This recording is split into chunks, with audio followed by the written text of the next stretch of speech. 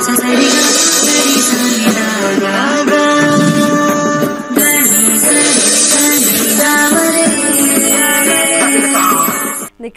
ಮಾಹಿತಿಯನ್ನು ನೀಡುವ ಪಂಡಿತ ದಿನೇಶ್ ಗುರೂಜಿ ಅವರು ಇವತ್ತು ಕಾರ್ಯಕ್ರಮದಲ್ಲಿದ್ದಾರೆ. ಅವರನ್ನ ಕಾರ್ಯಕ್ರಮಕ್ಕೆ ಸ್ವಾಗತ ಮಾಡೋಣ. ಗುರೂಜಿ ನಮಸ್ತೆ, ಕಾರ್ಯಕ್ರಮಕ್ಕೆ ಸ್ವಾಗತ. ಓಂ ಶ್ರೀ ಗುರುಭ್ಯೋ ನಮಃ. ಹರಿ ಓಂ. ಜ್ಞಾನಾನಂದಮಯಂ ದೇವಂ ನಿರ್ಮಲ ಸ್ಫಟಿಕಾಕೃತಿ ಮಾತಾರಾಂ ಸರ್ವವಿದ್ಯಾನಾಂ ಹಯಗ್ರೀವ ಉಪಾಸ್ಮಹೆ. ಓಂ ನಮೋ ಭಗವತೆ ವಾಸುದೇವಾಯ. ಓಂ ನಮೋ ನಾರಾಯಣಾಯ. ನಮಸ್ಕಾರ. ಜ್ಯೋತಿಷ್ಯ ಶಾಸ್ತ್ರವನ್ನ ಯಾಕೆ ಕಲಿಬೇಕು ಅಂತ ನಮ್ಮ ಪ್ರತಿ ಕಾರ್ಯಕ್ರಮದಲ್ಲಿ ತಿಳಿಸ್ಕೊಟ್ಟಿದ್ದೀವಿ. ನಿಮಗೆ ಗೊತ್ತಾಗುತ್ತೆ, ಕಾಲರ್ಸ್ ನೀವು ಕಾಲ್ ಮಾಡ್ತೀರಾ, ನೀವು ಹೇಳೋಕ್ಕೂ ಮುಂಚೆನೇ ನಿಮ್ಮ ಜಾತಕ ನೋಡಿ ಸೊ ಈ ಟೈಮಲ್ಲಿ ಇದೇ ಆಗುತ್ತೆ ಅಂತ ಅಷ್ಟು ಅಕ್ಯುರೇಟ್ ಆಗಿ ಹೇಳ್ತಾರೆ. ಸೊ ಇದೇ ಅಲ್ವಾ ನಮಗೆ ನಮ್ಮ ಲೈಫಲ್ಲೂ ಬೇಕಾಗಿರೋದು. ಮುಂದೆ ಏನಾಗುತ್ತೆ ಅಂತ ತಿಳ್ಕೊಂಡು ಅದನ್ನು ಮಾಡಬೇಕಾ ಮಾಡಬಾರ್ದು ಅನ್ನೋದು ಒಂದು ಕ್ಲಾರಿಟಿ ತಗೋಬೇಕು. ಹಾಗಾಗಿನೇ ಡಿಸೆಂಬರ್ 1ನೇ ತಾರೀಕು 110ನೇ ಬ್ಯಾಚಸ್ ಶುರು ಆಗ್ತದೆ. ಅದಕ್ಕಿಂತ ಮುಂಚೆ ನವೆಂಬರ್ 26ನೇ ತಾರೀಕು, ಇದೇ ತಿಂಗಳು 26ನೇ ತಾರೀಕು ಒಂದು ಫ್ರೀ ಕ್ಲಾಸ್ ಕೂಡ ಇದೆ. ಸೊ ಕ್ಲಾಸಸ್ಗೆ ಅಟೆಂಡ್ ಮಾಡಿ ನೀವು ಜ್ಯೋತಿಷ್ಯವನ್ನ ಯಾಕೆ ಕಲಿಬೇಕು. ಸೊ ಇನ್ನೂ ನಿಮಗೆ ಸಾಕಷ್ಟು ಅನುಮಾನಗಳಿರುತ್ತೆ, ಇದರಲ್ಲಿ ಇದು ಕಲಿಬೋದಾ, ಇದು ಕಲಿಬಾರ್ದಾ, ಇದು ಗೊತ್ತಾಗುತ್ತಾ, ಇದು ಗೊತ್ತಾಗಲ್ವಾ ಅಂತ ಸಾಕಷ್ಟು ವಿಚಾರಗಳಿರುತ್ತೆ. ಆ ವಿಚಾರಗಳನ್ನೆಲ್ಲ ಅವತ್ತಿನ ಕ್ಲಾಸಸ್ಸಲ್ಲಿ ತಿಳ್ಕೊಬೋದು. ಅದಾದ್ಮೇಲೆ ಡಿಸೆಂಬರ್ 1ನೇ ತಾರೀಕು 110ನೇ ಬ್ಯಾಚು ಕೇವಲ 15 ದಿನದಲ್ಲಿ ನೀವು ಜ್ಯೋತಿಷ್ಯವನ್ನ ಕಲಿಬೋದು. 6,999. ತುಂಬ ಸ್ಮಾಲ್ ಅಮೌಂಟು. ಇದರಲ್ಲಿ ನಿಮ್ಮ ಭವಿಷ್ಯವನ್ನು ನೀವು ತಿಳ್ಕೊಬೋದು. ಆ್ಯಂಡ್ ಹಾಗೆ ಗುರುಜಿ ಇವತ್ತಿನ ವಿಚಾರ ರಾಜಕೀಯದಲ್ಲಿ ಅಂದರೆ ಜ್ಯೋತಿಷ್ಯದಲ್ಲಿ ರಾಜಕೀಯ ತಿಳ್ಕೊಬೋದಾ ಅಂತ. ಸಾಕಷ್ಟು ಜನಕ್ಕೆ ತುಂಬ ಇಂಟ್ರೆಸ್ಟ್ ಇರುತ್ತೆ ರಾಜಕೀಯ ಹೋಗಬೇಕು ಅಂತ. ಆ್ಯಂಡ್ ಈಗಿರೋ ಸಾಕಷ್ಟು ರಾಜಕಾರಣಿಗಳು ಕೂಡ ಮುಂದೆ ಸ್ವಲ್ಪ ದೊಡ್ಡ ಹುದ್ದೆ ಸಿಗತ್ತಾ, ಅದು ಸಿಗುತ್ತಾ ಅಂತ ಹೇಳಿ ಸ್ವಾಮೀಜಿ ಗುರುಜಿ ಅಂತ ಹೋಗೋದು ಸಾಕಷ್ಟು ಹೋಗ್ತಾರೆ. ಸೊ ಅದ್ರ ಬಗ್ಗೆ ನೀವು ಹೇಳಿದ್ರಿ ಎಲ್ಲ ತಿಳ್ಕೊಬೋದು ಅಂತ. ಈ ವಿಚಾರ ಹೇಗೆ ಗೊತ್ತಾಗುತ್ತೆ? ಭಾಳ ಸುಲಭವಾಗಿರ್ತಕ್ಕಂಥ 3 ಮನೆಗಳು ರಾಜಕೀಯನ ಇಷ್ಟಪಡಿಸುತ್ತೆ. ಮೊದಲನೇದಾಗಿ ನಮ್ಮ ದಶಾದಲ್ಲಿ 10ನೇ ಮನೆ ಪ್ರಮುಖವಾಗಿದ್ದರೆ ನಾವು ನಾಯಕತ್ವನ ಹೊಂದುತ್ತೀವಿ. ಒಂದು ರಾಜಕೀಯ ಪ್ರವೇಶದಲ್ಲಿ 10ನೇ ಮನೆ ದಶಾದಲ್ಲಿರಬೇಕು. ಜಾತಕದಲ್ಲಿ 10ನೇ ಮನೇಲಿ ಸೂರ್ಯ ಇದ್ದರೆ ರಾಜಕೀಯಕ್ಕೆ ಹೋಗ್ತಾರೆ, 10ನೇ ಮನೇಲಿ ಶನಿ ಇದ್ದರೆ ರಾಜಕೀಯಕ್ಕೆ ಹೋಗ್ತಾರೆ, 10ನೇ ಮನೇಲಿ ರಾಹು ಇದ್ದರೆ ಕೇತು ಇದ್ದರೆ ಅವೆಲ್ಲ ಇಲ್ಲ. ಅದನ್ನು ಹೊರತುಪಡಿಸಿ ನಾನು ಹೇಳ್ತಾ ಇದ್ದೀನಿ, ದಶಾದಲ್ಲಿ ಬರಬೇಕು. ಅದನ್ನು ಹೊರತುಪಡಿಸಿ ದಶಾದಲ್ಲಿ ಬರಬೇಕು. ಸೊ 10ನೇ ಮನೆ ಮೋಸ್ಟ್ ಇಂಪಾರ್ಟೆಂಟ್. ಎರಡನೇದು ಮೋಸ್ಟ್ ಇಂಪಾರ್ಟೆಂಟ್, ರಾಜಕೀಯಕ್ಕೆ 4ನೇ ಮನೆ ಬರುತ್ತೆ. ಯಾರಿಗೆ 4ನೇ ಮನೆ ಬರ್ತಕ್ಕಂಥದ್ದು ರಾಜಕೀಯದಲ್ಲಿ ಆಸಕ್ತಿ ಹೊಂದುತ್ತೆ. ಇದರಲ್ಲಿ ದೇಶದ ಪ್ರೇಮದ ರಾಜಕೀಯ ಅಂತ ನಾವು ಕರಿತೀವಿ. ನಮ್ಮ ನಾಡಿನ ಅಥವಾ ನಮ್ಮ ದೇಶದ ರಾಜಕೀಯ ಅಂತ ಬರುತ್ತೆ, ಅದು 4ನೇ ಮನೆ ಬರುತ್ತೆ. ಹಾಗೆ 3ನೇದು ಜನರ ಸಂಪರ್ಕದ ಮೇಲೆ ನಮಗೆ ರಾಜಕೀಯದ ಆಸಕ್ತಿ, ಅದು 7ನೇ ಮನೆ. ಸೊ 10ನೇ ಮನೆ ಭಾಳ ಇಂಪಾರ್ಟೆಂಟು. ಅದ್ರ ಜೊತೆ 4ನೇ ಮನೆ ನೆಕ್ಸ್ಟ್ ಬರುತ್ತೆ, ಅದಾದಮೇಲೆ 7ನೇ ಮನೆ ಬರುತ್ತೆ. ಇನ್ನು ಮಿಕ್ಕ ಗ್ರಹಗಳೆಲ್ಲ ಅದಕ್ಕೆ ಸಪೋರ್ಟ್ ಮಾಡ್ತವೆ, ಜನರ ಸಂಪರ್ಕ ಅದಿಲ್ಲ. ಸೊ ರಾಜಕೀಯಕ್ಕೆ ತುಂಬ ಜನ ಒಂದು ವಾತಾವರಣದಿಂದ ಹೋಗೋರು ಕೆಲವರು ಇದ್ದಾರೆ. ವಾತಾವರಣ, ಈಗ ಕೆಲವರು ಇರ್ತಾರೆ, ಅವ್ರ ಫ್ರೆಂಡ್ ಸರ್ಕಲ್ಲು ಅವರು ಇವರೆಲ್ಲ ಸ್ವಲ್ಪ ರಾಜಕೀಯ ಪ್ರೇರಿತವಾಗಿ ಸಂಘ ಸಂಸ್ಥೆಗಳೆಲ್ಲ ಎಲ್ಲೆಲ್ಲಿ ಕಾರ್ಯಕ್ರಮ ಮಾಡ್ತೀರಾ, ಎಲ್ಲೆಲ್ಲಿ ಒಂದು ವೇದಿಕೆ ಮೇಲೆ ಪ್ರಚಾರಗಳು ಮಾಡ್ತಾರೆ, ಕೆಲವು ಹುಡುಗರು ಅಲ್ಲಿ ಹೋಗ್ತಾರೆ. ಅಲ್ಲಿ ಹೋದಾಗ ಅವರ ಮನಸ್ಥಿತಿ ಮತ್ತು ಒಂದು ಧ್ಯೇಯ, ರಾಜಕೀಯ ಏನಾದ್ರು ನಮಗೆ ಇದೆಯಾ, ನಾನು ರಾಜಕೀಯದಲ್ಲಿ ಬೆಳಿಬೇಕು ಅಂತಿದ್ದೀನಿ ಅನ್ನೋದು ಒಂದು ಹುಮ್ಮಸ್ಸು ಅಲ್ಲಿ ಕ್ರಿಯೇಟ್ ಆಗುತ್ತೆ. ವಾತಾವರಣ ಅಂದರೆ ಎನ್ವಿರಾನ್ಮೆಂಟ್ ನಾವು ಕರೆಯೋದು. ನಾವಿರ್ತಕ್ಕಂಥ ಎನ್ವಿರಾನ್ಮೆಂಟ್ ಮೇಲೆ ನಾವು ರಾಜಕೀಯದಲ್ಲಿ ಸಫಲರಾಗ್ತೀವೋ ವಿಫಲರಾಗ್ತೀವೋ ಅನ್ನೋದು, ನಾವು ಸಂಘದಲ್ಲಿದ್ದೀವಿ, ನಾವು ಹೋರಾಡ್ತೀವಿ, ಹೋರಾಟ ಮಾಡ್ತೀವಿ ಅಂತ ಹೇಳಿ ಬರೋಕ್ಕಾಗಲ್ಲ. ನಮ್ಮ ಕರ್ಮ ಸಿದ್ಧಾಂತರ ಪ್ರಕಾರ ನಾವು ಯಾವುದೇ ರಂಗಿನಲ್ಲಿದ್ದಾಗ ಆ ರಂಗಲ್ಲಿ ನಮಗೆ ಯಶಸ್ಸು ಸಿಗಬೇಕು ಅಂದರೆ ಆ ಮನೆಗಳು ಬರಲೇಬೇಕು. ಎಲ್ಲರೂ ಕೂಡ ರಾಜಕೀಯದಲ್ಲಿ ಏಳಿಗೆ ಆಗಲಿ, ರಾಜಕೀಯದಲ್ಲಿ ಹೆಸರಾಗಲಿ, ರಾಜಕೀಯದಲ್ಲಿ ಒಂದು ಸಂಚಲನ ಮೂಡಿಸೋಕ್ಕಾಗಲ್ಲ 10ನೇ ಮನೆ ಇಲ್ಲದೆ ಹೋದರೆ. ಇಲ್ಲಾಂದರೆ ಸುಮ್ಮನೆ ನೀವು ಓಡಾಡ್ತಾ ಇರ್ತೀರಾ, ನಿಮ್ಗೆ ಯಾವುದೇ ಪೋಸ್ಟ್ ಸಿಗಲ್ಲ. ಸುಮ್ಮನೆ ನೀವು ಖಾಲಿ ನಮ್ಗೆ ಯಾವುದೋ ಒಂದು ಪೋಸ್ಟ್ ಕೊಡ್ತಾರೆ ಅಂತ ಹೇಳಿ 10 ವರ್ಷದಿಂದ ಕಾಯ್ತಾ ಇರ್ತೀರಾ, ಕೈಗೆ ಚಿಪ್ಪೆ ಅವ್ರು ಕೊಡೋದು ನಿಮಗೆ. ಸಾವಿರಾರು ಜನ ಕಾರ್ಯಕರ್ತರಿದ್ದಾರೆ. ನಾನು ಒಂದು 100 ಜನ ಇರ್ತಾರೆ ಅನ್ಕೊಂಡೇನು. ಒಂದೊಂದು ಪಕ್ಷ ಅಂದ್ರೂ ಸಾವಿರಾರು ಜನ ಇರ್ತಾರೆ. ಅವರೆಲ್ಲ ಆಕಾಂಕ್ಷಿ ಆಗಿರ್ತಾರೆ, ನಾವು ಮುಂದೆ ನಾಯಕರಾಗ್ತೀವಿ, ನಾವು ಹಂಗೆ ಮಾಡಿದೀವಿ, ಹಿಂಗೆ ಮಾಡಿದೀವಿ, ನಾವು ನಾಯಕರಾಗ್ತೀವಿ.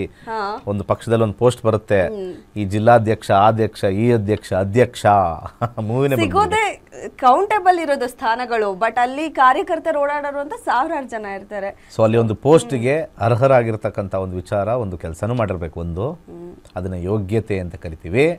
ಜಾತಕದಲ್ಲಿ 10ನೇ ಮನೆ, 4ನೇ ಮನೆ, 7ನೇ ಮನೆ ಈ 3 ಬಂದಿರಬೇಕಲ್ಲಿ ಪ್ರಮುಖವಾಗಿ. ಅದು ಬಂದಾಗ ಅಲ್ಲಿ ಯೋಗ ಬಂತು ಅಂತ ಅರ್ಥ. ಸೊ ನಿಮ್ಮ ಯೋಗ್ಯತೆಗೆ ನಿಮಗೆ ಸಿಗಬೇಕು ಅನ್ನೋದು ಏನಿಲ್ಲ ಸ್ವಾಮಿ.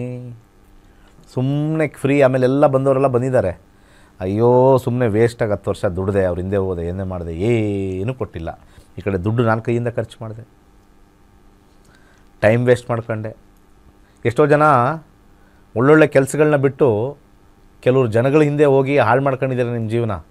ಯಾಕೆಂದರೆ ನಿಮ್ಮ ಜಾತಕದಲ್ಲಿ ಅದಿರಲಿಲ್ಲ. ಅರ್ಥ ಆಯ್ತಾ?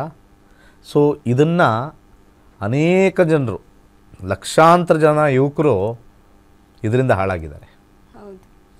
ರಾಜಕೀಯ ವ್ಯಕ್ತಿಗಳಿಗೇನು, ಜನಗಳು ಬಂದರೆ ಸಾಕು, ಹುಡುಗರು ಬಂದರೆ ಸಾಕು, ಅವ್ರಂತರ ಕಳ್ಳೆಪುರಿ ಯೂಸ್ ಮಾಡ್ಕೊಂಡಂಗೆ ಮಾಡ್ಕೊಂಡು ಹೋಗ್ತಾರೆ. ಅದಕ್ಕೆ 10ನೇ ಮನೆ, 4ನೇ ಮನೆ, 7ನೇ ಮನೆ ಭಾಳ ಇಂಪಾರ್ಟೆಂಟ್. ಅದರಲ್ಲಿ 10ನೇ ಮನೆ ಯಾಕೆ ಇಂಪಾರ್ಟೆಂಟು ಅಂತಂದರೆ, 10ನೇ ಮನೆ ಒಬ್ಬ ವ್ಯಕ್ತಿಯ ಒಂದು ಏನಂತಾರೆ ಅಹಂ ತೋರಿಸುತ್ತೆ. ಅಹಂ, ನಾನು ಅನ್ನೋ ತೋರಿಸುತ್ತೆ 10ನೇ ಮನೆ. ಆ್ಯಕ್ಚುಲಿ ಒಳ್ಳೆ ಪೊಸಿಷನ್ನು, ಟಾಪ್ ಪೊಸಿಷನ್ ಕೊಡುತ್ತೆ 10ನೇ ಮನೆ. ಆದರೆ ಬಿಟ್ಕೊಡೋದಿಲ್ಲ ಯಾರಿಗೂ. ಅದು 10ನೇ ಮನೆ.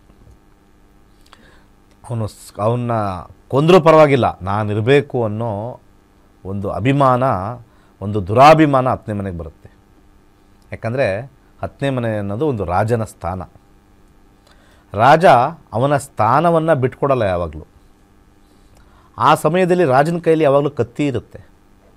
ಸೊ ಆ ಕತ್ತಿ ಇರ್ತಕ್ಕಂಥ ಒಂದು ವಿಚಾರ ನಾವು ನೋಡಿದಾಗ, ಯಾರ್ಯಾರಿಗೆ ಒಂದು ಅಧಿಕಾರ ಬರುತ್ತೋ ಅವರಿಗೆ ಒಂದು ರೀತಿ ದುರಾಭಿಮಾನ ಬರುತ್ತೆ, ನಾನು ಇಲ್ಲೇ ಇರಲೇಬೇಕು ಅಂತ. ಯಾಕೆಂದರೆ ಇದು ಸಾತ್ವಿಕ ಅಲ್ಲ, ಇದು ತಾಮಸಿಕ. ಸಾತ್ವಿಕ ಅಂದರೆ ಸನ್ಯಾಸಿ ಆಗೋದು, ರಾಜ ಆಗೋದು ತಾಮಸಿಕ, ರಾಜಸಿಕ ಮುಖಾಂತರ. ತಾಮಸ ಅಂತಂದರೆ ನಮ್ಮ ರಾಜ್ಯದಲ್ಲಿ ಬೇರೆಯವ್ರು ಯಾರೂ ಆಡಳಿತ ಮಾಡೋಂಗಿಲ್ಲ, ನಾನೊಬ್ಬನೇ. ಅದು ತಾಮಸಿಕ ಅಲ್ಲದೆ ಇನ್ನೇನು ಅಲ್ವಾ? ನಾಳೆ ನೀನು CM ಆಗ್ತೀಯಾ, ಹಾಗಪ್ಪ. ಅವನು CM ಆಗ್ತಾನೆ, ಆಗ್ರಿ, ನಾನು ನನ್ನ ಬಿಟ್ಕೊಡ್ತೀನಿ. ಅದು ತ್ಯಾಗ. ತ್ಯಾಗ ಇರೋದಿಲ್ಲ ಇಲ್ಲಿ 10ನೇ ಮನೆಗೆ. ಓಕೆ, ಅದು ಸೆಲ್ಫ್ ತ್ಯಾಗ ಇರುತ್ತೆ. ಬೇಕಾದ್ರೆ 4 ಗಂಟೆಗೆ ಬಂದು ನಿಂತ್ಕೊಳ್ಳೋಣ, ನನಗೆ ಅಧಿಕಾರ ಸಿಗುತ್ತೆ, 4 ಗಂಟೆಗೆ ಬೆಳಗ್ಗೆನೇ ಬಂದು ಎಲ್ಲಿ ಕರೆದ್ರೂ ಹೋಗಿ ಓಡಾಡ್ತೀನಿ, ನಾನು ಮುಂದೆ ನಿಂತ್ಕೊತೀನಿ, ನನಗೆ ಒಂದು ಅಧಿಕಾರ ಕೊಟ್ಟರೆ ಅದು ತ್ಯಾಗ. ಸೆಲ್ಫ್ ತ್ಯಾಗ ಇರುತ್ತೆ, ಇನ್ನೊಬ್ಬರ ಮೇಲೆ ತ್ಯಾಗ ಇರೋದಿಲ್ಲ. ನೀನಾಗಪ್ಪ, ನೀನು, ಅದಿಲ್ಲವೇ ಇಲ್ಲ, ಅದು ಭಾಳ ಕಮ್ಮಿ. ಸೊ ರಾಜಕೀಯದಲ್ಲಿ ಫಸ್ಟು ನಿಮ್ಮ ಜಾತಕಗಳಲ್ಲಿ 10 ಮೊದಲು, ಆಮೇಲೆ 4, ಆಮೇಲೆ 7 ಆ ದಶಾದಲ್ಲಿ ನಡೀತಾ ಇದ್ದಾಗ ನೀವು ರಾಜಕೀಯದಲ್ಲಿ ಏನಾದ್ರು ಒಂದು ಪೋಸ್ಟನ್ನು ನೀವು ತೊಗೊಳ್ಬೋದು. ಅದಾದ ನಂತರ ನೀವು ನಿಂತಾಗ, ಕಂಟೆಸ್ಟ್ ಮಾಡಿದಾಗ ಭುಕ್ತಿ, ಅಂತರ್ಭುಕ್ತಿಲಿ 10ನೇ ಮನೆ, 11ನೇ ಮನೆ, 9ನೇ ಮನೆ ಅವೆಲ್ಲ ಆ್ಯಕ್ಟಿವೇಟ್ ಆಗುತ್ತೆ. ಆಮೇಲೆ ಮೊಟ್ಟ ಮೊದಲಾಗಿ 10ನೇ ಮನೆ ಅಹಂ ಮನೆ, ಅದು ಅಹಂ ಆಗಿರ್ತಕ್ಕಂಥ ಮನೆ, ನಾನು ಅನ್ನೋ ಒಂದು ಮನೆ. ಯಾರಿಗೆ ನಾನು ಅನ್ನುತ್ತೆ ಅಂತ ಬರುತ್ತೋ ಅವರೇನೆ. ಅದಕ್ಕೆ ಒಂದು ಪಕ್ಷದಲ್ಲಿರ್ತಾರೆ, ನಾನು ಇಂಪಾರ್ಟೆಂಟು ಅಂತ ಬೇರೆ ಪಕ್ಷಕ್ಕೆ ಜಂಪ್ ಆಗ್ತಾರಲ್ಲ, ಅದು 10ನೇ ಮನೆ. ನಿಯತ್ತಿಲ್ಲದೆ ಇರ್ತಕ್ಕಂಥ ಮನೆಯೇ 10. ನಿಯತ್ತಿರಲ್ಲ 10ನೇ ಮನೆಗೆ ಯಾವತ್ತೂ ಕೂಡ. ಸ್ವಾರ್ಥದ ಮನೆ 10ನೇ ಮನೆ. ಸ್ವಾರ್ಥ ಇದ್ರೇ ಅಧಿಕಾರ. ಯಾರ್ಯಾರು ಅಧಿಕಾರದಲ್ಲಿದ್ದಾರೋ ಅವ್ರಿಗೆ 10ನೇ ಮನೆ ನಡೀತಾ ಇರುತ್ತೆ, ಅಲ್ಲಿ ಸ್ವಾರ್ಥ ಇರುತ್ತೆ, ರಾಜನಂತೆ ಇರ್ತಾರೆ. ಅವ್ರ ಹತ್ರ ನಾನು ಕೈ ಕೊಟ್ಕೊಂಡು ನಿಂತ್ಕೊಂಡು, ಕೈ ದೊಡ್ಡವರಪ್ಪ ಅಂತ. ಸ್ವಾರ್ಥದ ಮನೆ ಅದು, ಬಿಟ್ಕೊಡಲ್ಲ. ಆ ದಶ ಇರೋರ್ಗೂ ಸ್ವಾರ್ಥ ತೋರಿಸ್ತಾ ಇರುತ್ತೆ. ಎಲ್ಲ ಕಳ್ಕೊಂಡ್ಮೇಲೆ ಸುಮ್ಮನೆ ನಾಯಿ ಮರಿತಾರೆ ಇರ್ತೀವಿ ಆಮೇಲೆ ಅಷ್ಟೇ. ಓಕೆ ಗುರುಜಿ, ಕಾಲರ್ ಇದ್ದಾರೆ, ಮಾತಾಡೋಣ. ಈಗೇನು ವಿಚಾರಗಳೆಲ್ಲ ಹೇಳಿದ್ವಿ, ಖಂಡಿತ ಇದು ನೀವು ನಕ್ಷತ್ರ ನಾಡಿ ಕ್ಲಾಸಸ್ ಅಟೆಂಡ್ ಮಾಡಿದಾಗ ಇದೆಲ್ಲ ನೀವೇ ತಿಳ್ಕೊಬೋದು. ರಾಜಕೀಯ ಆಗಿರ್ಬೋದು, ಪ್ರತಿಯೊಂದು ವಿಚಾರನೂ ಕೂಡ ಸೊ ಆಗುತ್ತಾ ಆಗಲ್ವಾ ಅನ್ನೋದು ಕ್ಲಾಸಸ್ಸಲ್ಲಿ ನೀವು ತಿಳ್ಕೊತೀರಾ. ಸೊ ಗುರುಜಿ, ಒಬ್ರು ಕಾಲರ್ ಇದ್ದಾರೆ, ಮಾತಾಡೋಣ. ಹಲೋ ಮೇಡಮ್, ನಮಸ್ತೆ. ಏನು ಹೆಸರು, ಎಲ್ಲಿಂದ ಕರೆ ಮಾಡ್ತಿದ್ದೀರಾ? ನಮಸ್ತೆ ಮೇಡಮ್, ನಾನು ಚಿಕ್ಕಮಂಗ್ಳೂರಿಂದ ಮಾತಾಡ್ತಾ ಇರೋದು. ನಮ್ಮ ತಂಗಿ ಬಗ್ಗೆ ಕೇಳಬೇಕಿತ್ತು. ಅವ್ರ ಡೇಟ್ ಆಫ್ ಬರ್ತ್ ಹೇಳ್ತೀರಾ? ಪ್ರಶ್ನಾಶಾಸ್ತ್ರಕ್ಕೆ ಹೋಗ್ತೀನಿ ಮೇಡಮ್. ಓಕೆ, 1ರಿಂದ 249 ಸಂಖ್ಯೆ ಹೇಳಿ. 6 ಮೇಡಮ್. 6. ಓಕೆ ಮೇಡಮ್, ಏನು ಪ್ರಶ್ನೆ ಇದೆ ಕೇಳಿ. ಅವ್ರಿಗೆ ಮದುವೆ ಆಗಿ 5 ವರ್ಷ ಆಯ್ತು, ಮಕ್ಕಳಾಗಿಲ್ಲ ಮೇಡಮ್. ಆಗುತ್ತಾ ಹೆಂಗೆ ಅಂತ ಕೇಳೋಣ ಅಂತ. ಸರಿ, ಓಕೆ. 5ನೇ ಕಸ್ಪ್ ಅಂತ ನೋಡ್ತೀವಿ. 5ನೇ ಕಸ್ಪಲ್ಲಿ ಚೈಲ್ಡ್ ಬರ್ತ್ ಅಂತ ಹಾಕ್ತೀವಿ. 4 ಅಂತ ಬಂದಾಗ ಚೈಲ್ಡ್ ಬರ್ತ್ ಆಗೋದು ಕಷ್ಟ. ಪ್ರಶ್ನಾಶಾಸ್ತ್ರ ನಾನು ಬೇಕಾದ್ರೆ ಚಾಲೆಂಜ್ ಮಾಡ್ತೀನಿ, ನೀ ಯಾವುದೇ ಜ್ಯೋತಿಷಕ್ಕೆ ಹೋಗಿ ನಕ್ಷತ್ರ ನಾಡಿಯಷ್ಟು ಆ್ಯಕ್ಯುರೇಸಿ ಎಲ್ಲೂ ಬರಲ್ಲ. ಕಳ್ಳರಿದ್ದಾರೆ ಎಲ್ಲ, ಜ್ಯೋತಿಷ್ಯದಲ್ಲಿ ಕಳ್ಳರೇ ಜಾಸ್ತಿ. ಈ ರೀತಿ ನಮಗೆ ಸಾಫ್ಟ್ವೇರ್ ನಾವು ಯೂಸ್ ಮಾಡ್ತಕ್ಕಂಥ ಸಾಫ್ಟ್ವೇರ್ ಭಾಳ ಹೈಟೆಕ್ಕು. ಇಲ್ಲಿ ನೋಡಿ, ನೀವು ಚೈಲ್ಡ್ ಬರ್ತ್ ಕೇಳಿದ ತಕ್ಷಣ ಅದು 4 ಅಂತ ಬಂತು. 4ರಲ್ಲಿ ಇಲ್ಲಿ ಚೈಲ್ಡ್ ಇಲ್ಲಿ ಹಾಕಿದ್ದಾರೆ, ರಿಸಲ್ಟ್ ಹಾಕಿದ್ದೀವಿ. Very difficult for child birth.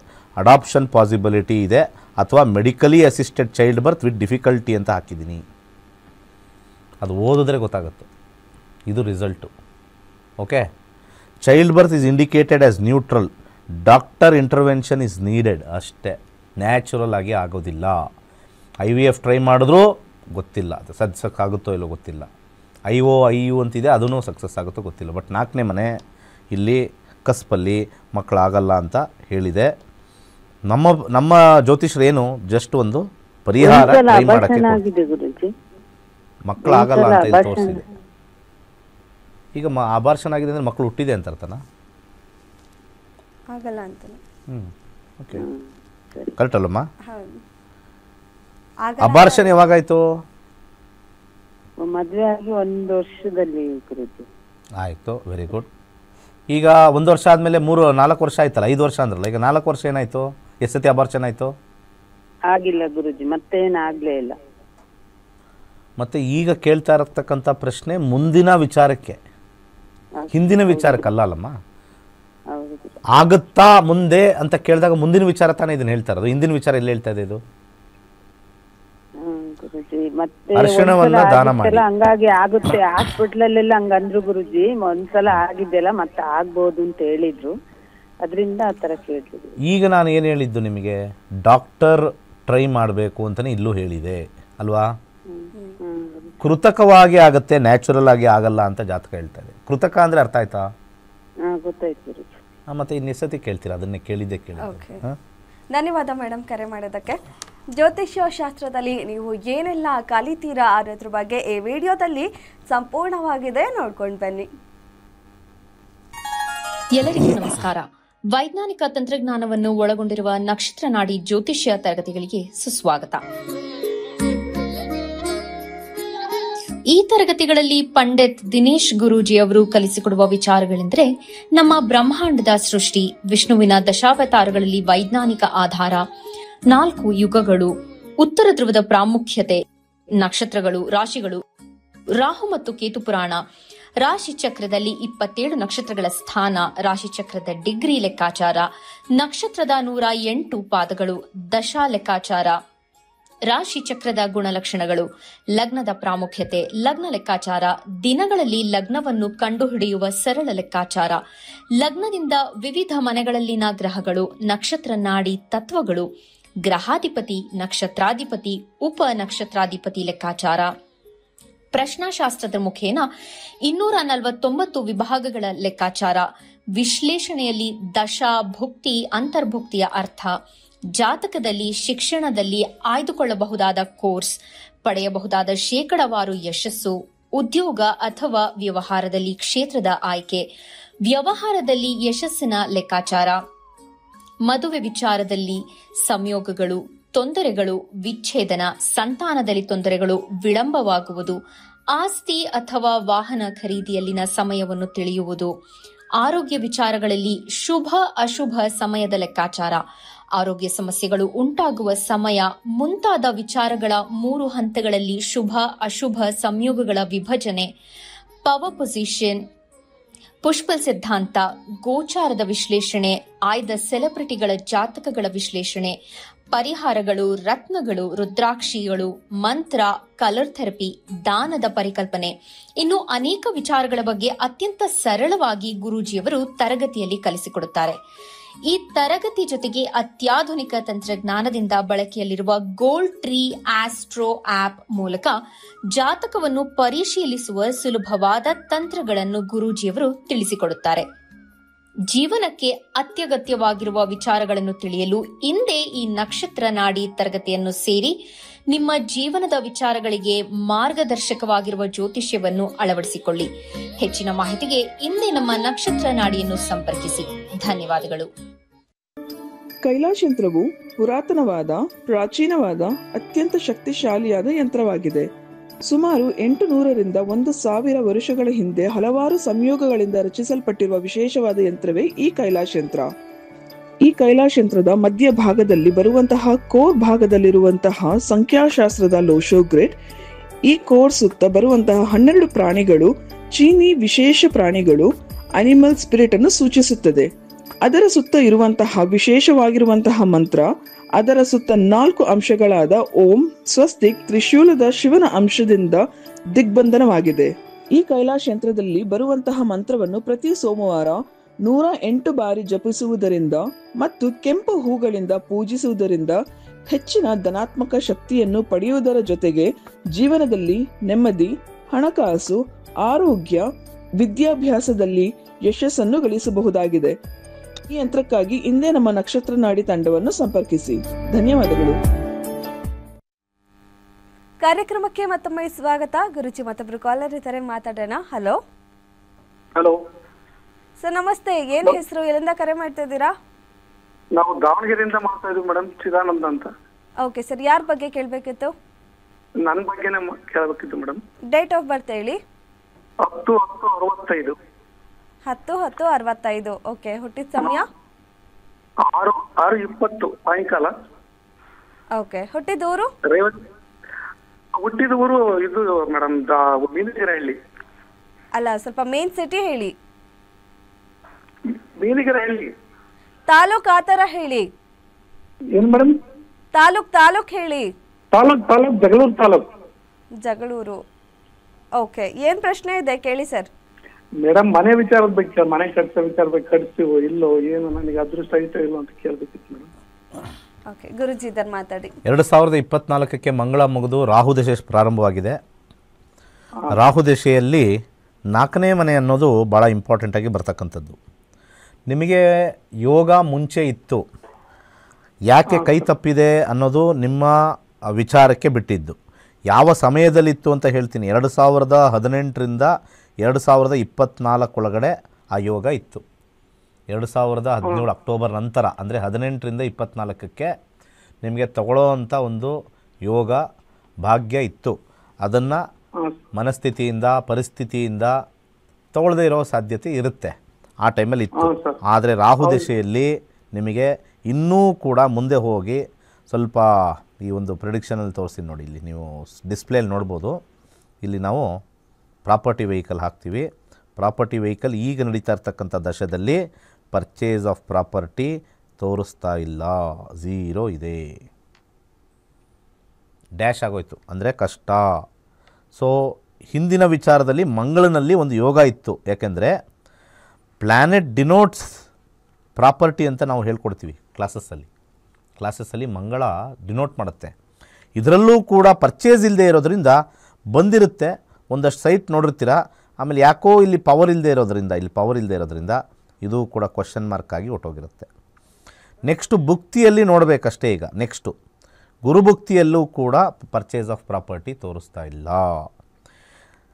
Shani ಭುಕ್ತಿಯಲ್ಲೂ ಕೂಡ ಪರ್ಚೇಸ್ ಆಫ್ ಪ್ರಾಪರ್ಟಿ ತೋರಿಸ್ತಾ ಇಲ್ಲ.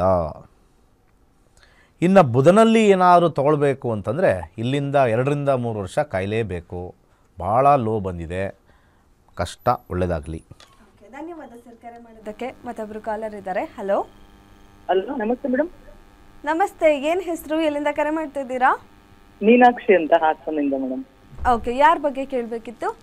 ನನ್ನ ಬಗ್ಗೆನೇ ಕೇಳಬೇಕಾಗಿತ್ತು. ಪ್ರಶ್ನೆ ಶಾಸ್ತ್ರಕ್ಕೆ ಹೋಗ್ತೀನಿ ಮೇಡಮ್. ಓಕೆ, ಹೇಳಿ ಮೇಡಮ್. 1ರಿಂದ 249 ಸಂಖ್ಯೆ. 51. ಓಕೆ ಮೇಡಮ್, ಏನು ಪ್ರಶ್ನೆ ಇದೆ ಕೇಳಿ. ನಮಸ್ತೆ ಗುರುಜಿ. ನಮಸ್ಕಾರ, ಹೇಳಿ. ನಿಮ್ದು ಫ್ರೀ ಇದು ಡೆಮೋ ಕ್ಲಾಸ್ ಎಲ್ಲ ಅಟೆಂಡ್ ಮಾಡಿದೀನಿ ಗುರುಜಿ. ನನ್ಗೆ ಕಲೀಲೇಬೇಕು ಅಂತ ಆಸಕ್ತಿ ಬಂದಿದೆ. ಡಿಸೆಂಬರ್ 1ಕ್ಕೆ ಸೇರ್ಕೊತಾ ಇದೀನಿ ಗುರುಜಿ. ಓ ಹೌದಾ, ಚೆನ್ನಾಗಿತ್ತ ಕ್ಲಾಸ್? ಫ್ರೀ ಕ್ಲಾಸ್ ತುಂಬಾ ಚೆನ್ನಾಗಿತ್ತು ಗುರುಜಿ. ಸ್ವಲ್ಪ ಅರ್ಥ ಮಾಡ್ಕೋಬಹುದು ಅನ್ಸುತ್ತೆ, ಕಲಿಬಹುದು ಅಂತಾನು ಅನ್ಸುತ್ತೆ. ಈಸಿ ಮೇಡಮ್, ಏನು ಅದರಲ್ಲಿ ಎದುರ್ಕೋತಾ ಇದ್ದಾರೆ ಸುಮ್ಮನೆ ಜನಗಳಿದಾರಲ್ಲ, ಕೆಲವರು ಎದುರ್ಕೊಳ್ಳೋದು ಕಾರಣ ಹೇಳ, ಹಾ ಆಚೆ ಇರ್ತಕ್ಕಂಥ ಜನರು ಎದುರಿಸಿರೋದು ಕಷ್ಟ ಅದು ಅಂತ. ಅದನ್ನೇ ನಾವು ಏನಾದ್ರು ನಮ್ಮ ಮಕ್ಕಳು ಇಂಜಿನಿಯರಿಂಗು, ಮೆಡಿಕಲ್ಲು, KS IS ಓದ್ತೀವಿ ಅಂದರೆ ಬಿಡ್ತೀವಾ?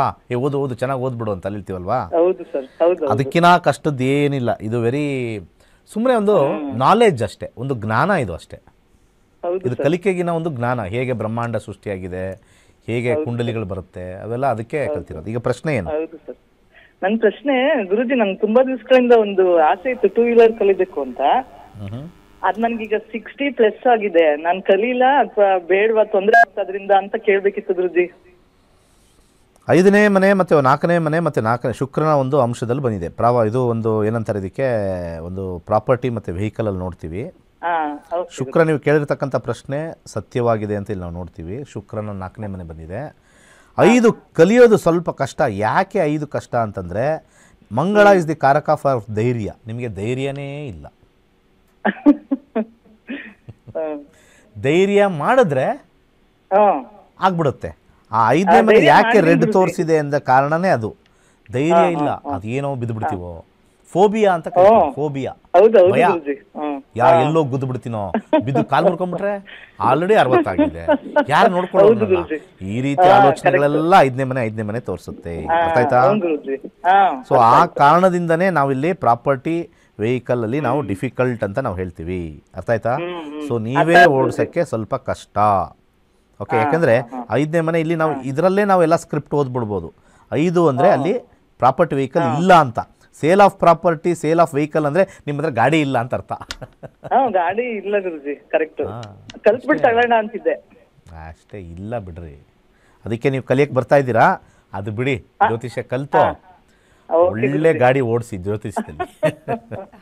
ಬನ್ನಿ, ಸಿಗೋಣ ಡಿಸೆಂಬರ್ 1ನೇ ತಾರೀಕು. ಓಕೆ, ಧನ್ಯವಾದ ಮೇಡಮ್ ಕರೆ ಮಾಡೋದಕ್ಕೆ. ಮತ್ತೊಬ್ರು ಕಾಲರ್ ಇದ್ದಾರೆ. ಹಲೋ, ನಮಸ್ತೆ ಮೇಡಮ್. ಮೇಡಮ್ ನಮಸ್ತೆ. ಏನು ಹೆಸರು, ಎಲ್ಲಿಂದ ಕರೆ ಮಾಡ್ತಾ ಇದ್ದೀರಾ? ಸ್ವಲ್ಪ ಜೋರಾಗಿ ಮಾತಾಡಿ. ಅದೇ ನಮ್ಮ ಯಶೋಧ ಅಂತ, ನಮ್ಮ ಮಗನ ಬಗ್ಗೆ ಕೇಳಬೇಕಿತ್ತು ಮೇಡಮ್. ಓಕೆ, ಅವ್ರ ಡೇಟ್ ಆಫ್ ಬರ್ತ್ ಹೇಳಿ. 2007ನೇ ಇಸ್ವಿ ಜನವರಿ 5ನೇ ತಾರೀಕು. ಓಕೆ, ಜನವರಿ 5, 2007. ಜನವರಿ 5, 2007. ಹಾಂ. ಓಕೆ, ಹುಟ್ಟಿದ ಸಮಯ? ಹುಟ್ಟಿದ ಸಮಯ ಬೆಳಗ್ಗೆ 5 ಗಂಟೆ 5 ನಿಮಿಷ.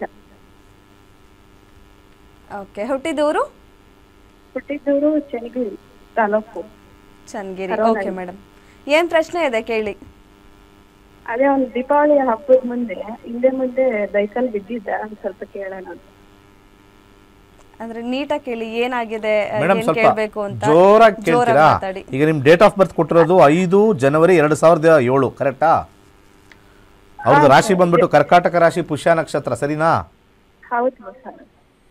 ಈಗ ದಶಾ ನೋಡಿದಾಗ 2037ವರೆಗೂ ಬುಧ ದಶೆ, ಮುಕ್ತಿ 2026 ಜುಲೈವರೆಗೂ ಶುಕ್ರ, ಸದ್ಯಕ್ಕೆ 2025 ಜುಲೈಯಿಂದ ಜನವರಿ 26ವರೆಗೂ ಶನಿ ನಡೀತಾ ಇದೆ. ಶನಿಯ ಅಂಶವನ್ನು ನೋಡೋಣ. ಶನಿ ಏನು ತೊಂದರೆ ಇಲ್ಲ. 9 ಬಂತು ಅಂದರೆ ಅವ್ರು ಕಾಪಾಡುತ್ತೆ. ಏನು ಪ್ರಾಬ್ಲಮ್ ಇದ್ದರೂ 9ನೇ ಮನೆ ಕಾಪಾಡುತ್ತೆ. ರೆಟ್ರೋಗ್ರೇಡ್ ಆಗಿದೆ, ಸಣ್ಣ ಪುಟ್ಟ ಅಷ್ಟೇ, ಅದು ಮೇಜರ್ ಇಲ್ಲ. ಅರ್ಥ ಆಯ್ತಾ? ಒಂದು ಕರಿ ದಾರ ಕಟ್ಕೊಳ್ಳಿ ಎಡಗಾಲಿಗೆ. ದೀಪಾವಳಿಗೆ ಏನು ಹೋಗೋವಂಥದ್ದು ಏನಿಲ್ಲ, ಯಾಕಂದರೆ ಅಮಾವಾಸ್ಯೆ, ದೀಪಾವಳಿ ಹಿಂದೆ ಮುಂದೆ ಅದೆಲ್ಲ ಸಾಮಾನ್ಯ ಬರುತ್ತೆ. ನಮ್ಮ ದಶಾಭುಕ್ತಿಗಳು ಸ್ಟ್ರಾಂಗ್ ಇದ್ದರೆ ಸಣ್ಣ ಪುಟ್ಟ ಅವಘಡಗಳು ಖಂಡಿತ ಕಾಂಬಿನೇಷನ್ಸ್ ಇದ್ದೇ ಇರುತ್ತೆ, ಪ್ರಾಬ್ಲಮ್ ಇದ್ದೇ ಇರುತ್ತೆ. ಏನು ತೊಂದರೆ ಇಲ್ಲ. 9ನೇ ಮನೆ ಶನಿ ಬಂದಿದೆ. ಕಾಲಿಗೆ, ಎಡಗಾಲಿಗೆ ಒಂದು ಕರಿ ದಾರ ಕಟ್ಕೊಳಕ್ಕೆ ಹೇಳಿ, ಒಳ್ಳೆಯದಾಗುತ್ತೆ. ಓಕೆ, ಧನ್ಯವಾದ ಮೇಡಮ್ ಕರೆ ಮಾಡೋದಕ್ಕೆ. ಗುರುಜಿ ಇವತ್ತಿನ ಕಾರ್ಯಕ್ರಮದಲ್ಲಿ ಸಾಕಷ್ಟು ವಿಚಾರಗಳನ್ನ ತಿಳಿಸ್ಕೊಟ್ರಿ. ಧನ್ಯವಾದ ಗುರುಜಿ. ಇವತ್ತು ಬಂದಿರತಕ್ಕಂಥ ಒಬ್ಬರು ಕಾಲರ್ ಹೇಳಿದ್ರಲ್ಲ ನಮ್ಮ ಕ್ಲಾಸಸ್ ಹೇಗಿರುತ್ತೆ ಅಂತ. ಹೌದು, ಕ್ಲಾಸಸ್ ಮಿಸ್ ಮಾಡಿಕೊಂಡ್ರೆ ನಿಮ್ಮ ಅದೃಷ್ಟ ಹೋದಂಗೆ. ವೀಕ್ಷಕರಿಗೆಲ್ಲ ಹೇಳ್ತೀನಿ, ನಿಮಗೆ 6999 ಎಷ್ಟು ದೊಡ್ಡದು, ಅತಿ ದೊಡ್ಡದು, ನಮಗೆ ಅದು ತುಂಬ ಕಷ್ಟ ಅಂತಂದರೆ ಸೇರ್ಕೊಳ್ಳೇಬೇಡಿ. ನನ್ನ ಜೀವನದಲ್ಲಿ ಅದು ಏನೂ ಇಲ್ಲ ಅಂತಂದರೆ ನಕ್ಷತ್ರ ನಾಡಿ ಕಲ್ತಾದಾಗ ನಿಮ್ಗೆ ಗೊತ್ತಾಗುತ್ತೆ ಇದು ಏನೂ ಇಲ್ಲ ನಾವು ಕೊಟ್ಟಿರೋದು ಅಂತ ಗೊತ್ತಾಗೇ ಆಗುತ್ತೆ. ಅದ್ರ ಜೊತೆಗೆ ಅದೃಷ್ಟ ಹೇಗೆ ತಿಳ್ಕೊಬೇಕು, ಬರಬೇಕು, ನಾವು ಆಗ್ತೀವೋ ಇಲ್ವೋ. ಜ್ಯೋತಿಷ್ಯ ಸತ್ಯ ಅಂತ ತಿಳ್ಕೊಳ್ಳೋರು ಯಾರ್ಯಾರು ಸುಳ್ಳು ಹೇಳ್ತಾರೆ, ಯಾರ್ಯಾರು ಈ ಕೆಲವರೆಲ್ಲ ಇರ್ತಾರಲ್ಲ ನಾವು ಜ್ಯೋತಿಷ್ಯ ನಂಬಲ್ಲ ಅನ್ನೋರು, ಬಂದು ಕಲ್ತ್ಕೊಳ್ಳಿ. ದುಡ್ಡು ಕೊಟ್ಟೆ ಕಲ್ತ್ಕೋಬೇಕು, ಅದು ಪ್ರೂವ್ ಮಾಡಬೇಕು ಅಂತ. ಒಳ್ಳೆಯದಾಗಲಿ. ಸರ್ವೇ ಜನ ಸುಖಿನೋ ಭವಂತು. ವಿಶ್ವದೆಲ್ಲೆಡೆಯಿಂದ 65,000 ವಿದ್ಯಾರ್ಥಿಗಳು ಗುರುಜಿಯವರಿಂದ ಜ್ಯೋತಿಷ್ಯ ಶಾಸ್ತ್ರವನ್ನು ಕಲಿತಿದ್ದಾರೆ. ಅವರಲ್ಲಿ ಒಬ್ಬರ ಅನಿಸಿಕೆ ಅಭಿಪ್ರಾಯ ಇಲ್ಲಿದೆ. ಇದಾಗಿತ್ತು ಇವತ್ತಿನ ನಕ್ಷತ್ರ ನಾಡಿ ವಿಶೇಷ ಕಾರ್ಯಕ್ರಮ. ನೋಡ್ತಾ ಇರಿ ಗ್ಯಾರಂಟಿ ನ್ಯೂಸ್, ಸುದ್ದಿ ಖಚಿತ, ನ್ಯಾಯ ನಿಶ್ಚಿತ. ಮೊದಲು ಒಂದು ಸ್ವಲ್ಪ ನಾನು ಕಲ್ತಿದ್ದೆ, ಮೈಸೂರಲ್ಲಿ ಒಬ್ಬರು ಹೇಳ್ಕೊಟ್ಟಿದ್ರು. ಅದಾದಮೇಲೆ ಇವ್ರದನ್ನು ನಾನು ನಕ್ಷತ್ರ ನಾಡಿ ಇದನ್ನು ಯೂಟ್ಯೂಬಲ್ಲೆಲ್ಲ ನೋಡ್ತಾ ಇದ್ದೆ, ಇಷ್ಟ ಆಗ್ತಿತ್ತು, ಇವ್ರ ಹತ್ರ ಕಲಿಬೇಕು ಅನ್ನೋ ಆಸೆ ಇತ್ತು. ಮೈಸೂರಲ್ಲಿ ಮಾಡಿದಾಗಲೂ ಬಂದು ಹೋಗೋಣ ಅಂತ ಆಸೆ ಇತ್ತು, ಆದರೆ ಅನಿವಾರ್ಯ ಕಾರಣದಿಂದ ಹೋಗೋಕ್ಕಾಗಲಿಲ್ಲ. ಆಮೇಲೆ ಇವಾಗ ಒಂದು ಆಪರ್ಚುನಿಟಿ ಸಿಕ್ತು, ಕಡಿಮೆ ಇದರಲ್ಲಿ ಹೇಳ್ಕೊಡ್ತಾ ಇದ್ದಾರೆ. ನಾವು ಕಲಿಯೋಕ್ಕೂ ಒಂದು ಇಂಟ್ರೆಸ್ಟ್ ಆಯಿತು, ಅದು ಮನೆಯಿಂದನೇ ಕಲಿಯೋ ಒಂದು ಇದಾಯಿತು. ಅದರಿಂದ ಒಂಥರ ಆಸೆಯಿಂದ ಕಲ್ತ್ಕೊಂಡೆ. ಇವರಿಂದ ತುಂಬ ಕಲ್ತಂಗಾಯಿತು, ಧೈರ್ಯ ಬಂತು ಮನಸ್ಸಿಗೆ. ಇಷ್ಟೇ ನಮ್ಮ ಲೈಫು, ಏನೇ ಆದರೂ ನಾವು ಧೈರ್ಯವಾಗಿರಬೇಕು. ಬ್ಯಾಡು ಗುಡ್ಡು ಇದೇ ಅವ್ರು ಹೇಳೋದು. ಇದು ಆ ದೇಶದಲ್ಲಿ ಇದಾಗತ್ತೆ ಅನ್ನೋ ನಮ್ಮದು ನಡೆಯುತ್ತೆ ಅನ್ನೋದನ್ನು ತಿಳಿಸತ್ತೆ. ಈ ಥರ ನಾವು ಇದಾಗಿದ್ದರೆ ಬೆನಿಫಿಟ್ ಸಿಗತ್ತೆ ಅಂತೆಲ್ಲ ಹೇಳ್ಕೊಟ್ರು. ಅದರಿಂದ ಇವಾಗ ಯಾರೇ ಏನೇ ಇದಾದರೂ ಆ ಪೂಜೆ ಮಾಡಿಸಿ ಈ ಪೂಜೆ ಮಾಡಿಸಿ ಅಂತ ಹೇಳಿ ತೊಗೊಂಡು ಇದು ಮಾಡಿದರು. ಆದರೆ ಇವಾಗ ಗೊತ್ತಾಗಿದ್ದರಿಂದ ಅಷ್ಟು ಮೋಸ ಹೋಗೋಕ್ಕಾಗಲ್ಲ ನಾವು.